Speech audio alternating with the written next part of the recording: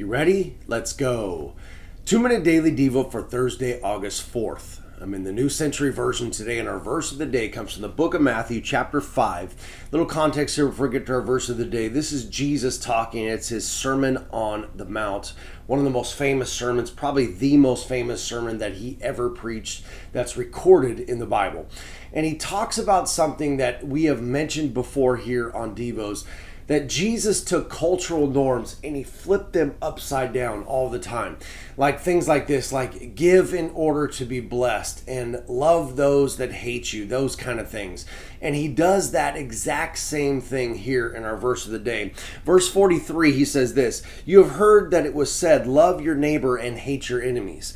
And then our verse of the day, he says this, "But I say to you, love your enemies and pray for those who hurt you." You see, that was something that was totally opposite back then, and it's totally opposite to our society today.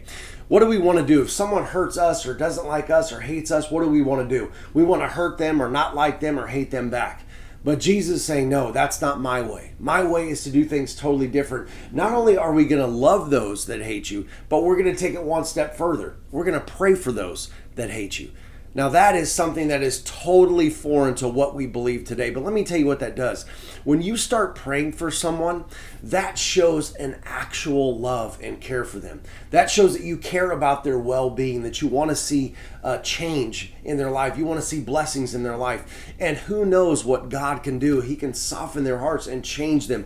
But he says, love your enemies and pray for those. That is totally opposite to what we're used to dealing with. But this is what we need to do and live if we're going to be followers of Jesus Christ. Now we need to say, hey, we can't take the cultural norms and what society tells me to do, what my flesh tells me to do when things come against me, that I need to do what Jesus would do. How would Jesus live?